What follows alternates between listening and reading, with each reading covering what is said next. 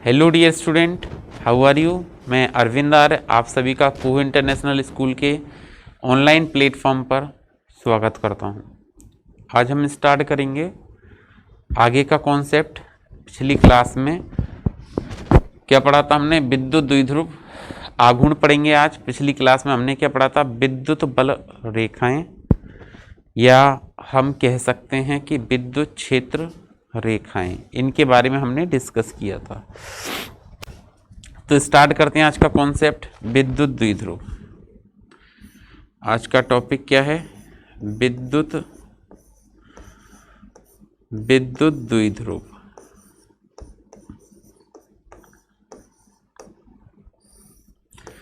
तो देखें विद्युत द्विध्रुव होता क्या है। तो जब भी दो आवेश परिमाण में समान एवं प्रकृति में असमान, क्या कहेंगे? जब दो आवेश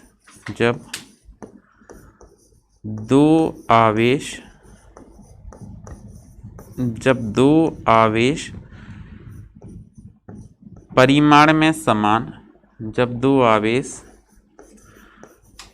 परिमाण में समान एवं प्रकृति में परिमाण में समान एवं प्रकृति में असमान,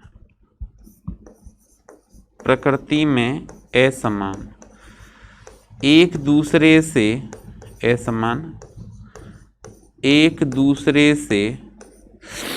जब दो आवेश परिमाण में समान एवं प्रकृति में असमान एक दूसरे से अल्प दूरी पर स्थित हों, एक दूसरे से अल्प दूरी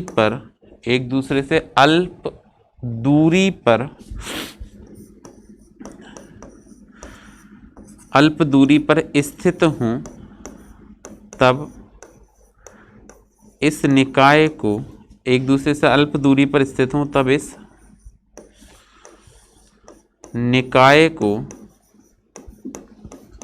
इस निकाय को विद्युत द्विध्रुव कहते हैं। तब इस निकाय को विद्युत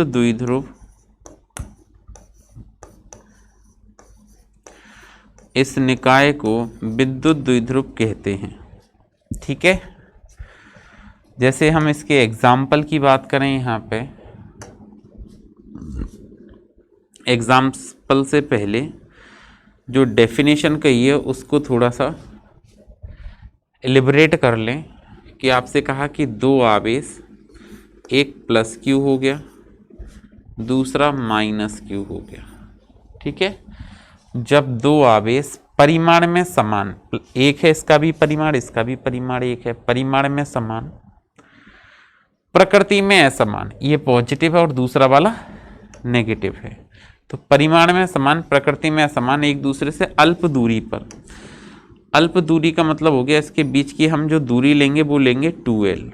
बता दूं 2L क्यों ले रहे हैं? क्योंकि आगे अगर हम पढ़ेंगे इसको, तो ये जो 2L दूरी है इसको दो बराबर भागों में बांटेंगे, LL में, तो आसान पड़ेगा। अगर मैं L ले लेता, L भी ले सकते हैं, ऐसी कोई बात नहीं है, लेकिन अगर मैं L ले लेता तो आपको डिवाइड करके L/2 लिखना पड़ता, फिर आप कैलकुलेशन करते सो थोड़ा सा टफ हो जाता कैलकुलेशन। इस कारण से यहाँ पे हमने ये जो दूरी है वो 2L ली है।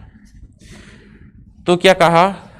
जब दो आवेश परिमाण में समान एवं प्रकृति में असमान एक दूसरे से अल्प दूरी पर स्थित हों, तो ऐसा निकाय क्या कहलाता है? विद्युत द्विध्रुव कहलाता है। एग्जाम्पल की बात कर लेते हैं। तो देखिए एग्जाम्पल में जैसे HCl, विद्युत द्विध्रुव का एग्जाम्पल, क्योंकि H+Cl माइनस बनेगा ये। NaCl, H2O, ठीक है, और भी कई सारे H2SO4, ये सभी किसके एग्जाम्पल हैं? विद्युत द्विध्रुव के एग्जाम्पल हैं आदि। मतलब जितने भी आयनिक बंध बनते हैं, आयनिक का मतलब जो टूटने पर प्लस और माइनस दें, टूटने पर क्या दें, एक प्लस दें और दूसरा माइनस दें। वो सभी आपके किसके एग्जाम्पल हैं, विद्युत द्विध्रुव के। तो क्या बताया, विद्युत द्विध्रुव क्या होता है, जब दो आवेश परिमाण में समान एवं प्रकृति में विपरीत एक दूसरे से अल्प दूरी पर स्थित हों, उसे निकाय को हम क्या कहते हैं, विद्युत द्विध्रुव कहते हैं। फिर आगे अगर हम चर्चा करें तो देखें विद्युत द्विध्रुव आघूर्ण। नेक्स्ट हमारा जो टॉपिक है वो क्या है, वो है विद्युत द्विध्रुव आघूर्ण। विद्युत द्विध्रुव, विद्युत द्विध्रुव आघूर्ण।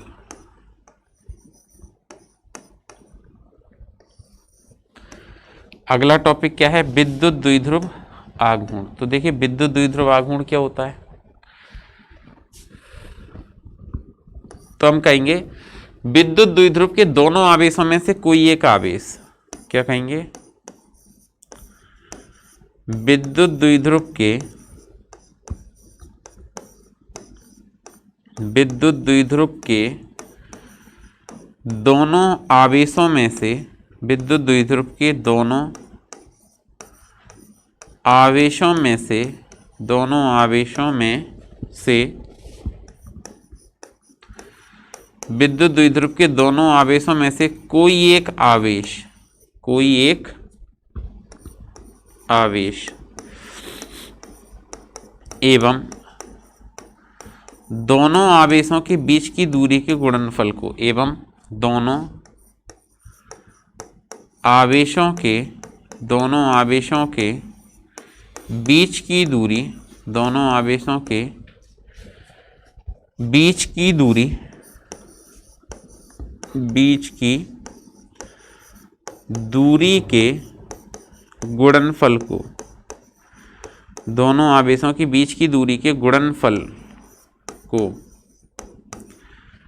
विद्युत द्विध्रुव आघूर्ण कहते हैं। गुणनफल को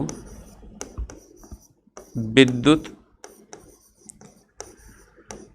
द्विध्रुव आघूर्ण, विद्युत द्विध्रुव आघूर्ण कहते हैं। ठीक है, तो क्या बताया आपको कि विद्युत द्विध्रुव के दोनों आवेशों में से कोई एक आवेश एवं दोनों आवेशों के बीच की दूरी के गुणनफल को विद्युत द्विध्रुव आघूर्ण कहते हैं। तो देखिए आगे अगर हम इसका फॉर्मूला लिखते हैं विद्युत द्विध्रुव आघूर्ण का, तो विद्युत द्विध्रुव आघूर्ण बराबर बनेगा विद्युत द्विध्रुव, विद्युत द्विध्रुव आघूर्ण बराबर, विद्युत द्विध्रुव आघूर्ण बराबर एक आवेश गुणा दोनों आवेशों के बीच की दूरी, दोनों आवेशों के, दोनों आवेशों के बीच की दूरी, बीच की दूरी। ठीक है, तो विद्युत द्विध्रुव आघूर्ण को हम P लिखते हैं, एक आवेश को लिखेंगे या तो प्लस Q हो जाएगा या माइनस Q हो जाएगा, तो Q इंटू 2L। तो क्या बताया, विद्युत द्विध्रुव के दोनों आवेशों में से कोई एक आवेश एवं दोनों आवेशों के बीच की दूरी के गुणनफल को विद्युत द्विध्रुव आघूर्ण कहते हैं। ठीक है, आगे अगर हम बात करें तो विद्युत द्विध्रुव आघूर्ण एक सदिश राशि है। कैसी राशि है, सदिश राशि है। तो हम क्या लिखेंगे, विद्युत द्विध्रुव आघूर्ण, विद्युत द्विध्रुव आघूर्ण, विद्युत द्विध्रुव आघूर्ण एक सदिश राशि है। विद्युत द्विध्रुव आघूर्ण एक सदिश राशि है। विद्युत द्विध्रुव आघूर्ण एक सदिश राशि है एवं इसकी दिशा, एवं इसकी दिशा, विद्युत द्विध्रुव आघूर्ण एक सदिश राशि है एवं इसकी जो दिशा है वो ऋणावेश से धनावेश की ओर होती है। इसकी दिशा ऋणावेश से धनावेश की ओर होती है। ऋणावेश से धनावेश की ओर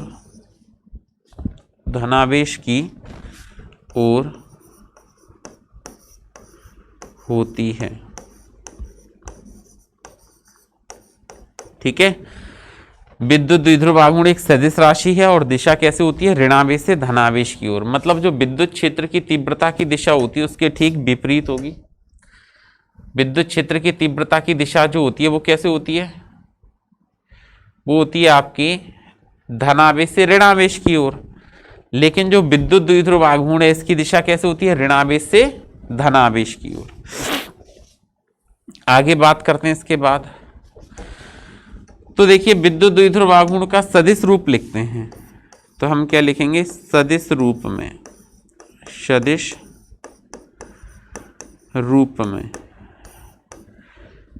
रूप में क्या आएगा, तो आएगा P वेक्टर बराबर plus minus Q into 2L vector. ये इसका सदिश रूप होता है। ठीक है, इकाई की चर्चा कर लेते हैं एक बार। इसके इकाई, तो देखिए इसकी इकाई क्या बनेगी, तो हमने पढ़ा P बराबर Q इंटू 2L, ये फॉर्मूला होता है। आवेश की इकाई क्या होती है, कूलाम, और दूरी की क्या होती है, मीटर। तो इसकी इकाई क्या बन गई, इंग्लिश में लिखेंगे तो कूलाम इंटू मीटर। ठीक है, कौन सा सिस्टम हो गया ये, SI। CGS की बात करें तो कूलाम की जगह आएगा आपका क्या, स्टैट कूलाम इंटू मीटर की जगह क्या आएगा, centimetre. Stat coulomb into centimetre, ये कौन सा सिस्टम हो गया इसका, CGS। क्या बात समझ पा रहे हैं आप। ठीक है, तो इसकी इकाई, अगर आपसे इसकी विमा पूछ लें कि इसकी विमा बतलाइए कि विमा क्या होगी, विमा, तो हम क्या लिखेंगे, P बराबर Q इंटू 2L। बताएं आवेश की विमा क्या होती है, AT, दूरी की क्या, L। तो द्विध्रुव आघूर्ण की विमा क्या बनेगी, M0LTA, ये इसकी विमा बन जाएगी। तो बात समझ पा रहे हैं आप। तो हम ऐसे इसकी इकाई ज्ञात कर सकते हैं, विमा ज्ञात कर सकते हैं। फिर देखिए जो विद्युत द्विध्रुव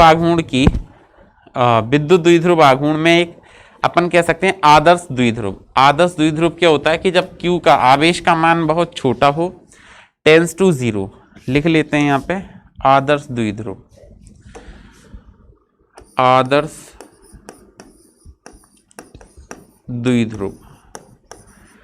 तो देखिए आदर्श द्विध्रुव क्या होगा, आदर्श द्विध्रुव की बात करें तो जब Q का मान बहुत कम, टेंस टू 0, और 2L का मान,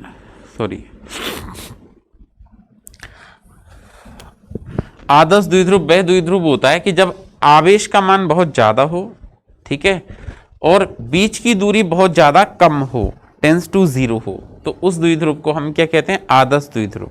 ठीक है, आदर्श द्विध्रुव आपको क्या बताया कि जब विद्युत द्विध्रुव के आवेश की मात्रा बहुत अधिक, Q क्या हो, अधिक हो, टेंस टू इन्फिनिटी, और 2L क्या हो, बहुत छोटा हो, टेंस टू 0।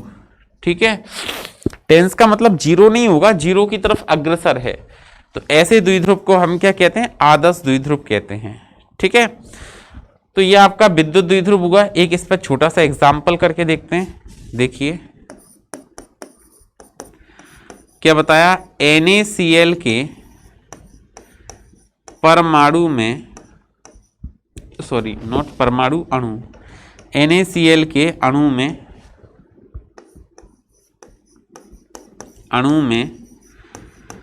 Na प्लस तथा Cl माइनस, Na प्लस तथा Cl माइनस आयनों के बीच की दूरी, आयनों के बीच की दूरी, आयनों के बीच की दूरी आयनों के बीच की दूरी 1.28 एंगस्ट्रॉम है, तब अणु का विद्युत द्विध्रुव आघूर्ण क्या होगा? तब अणु का विद्युत द्विध्रुव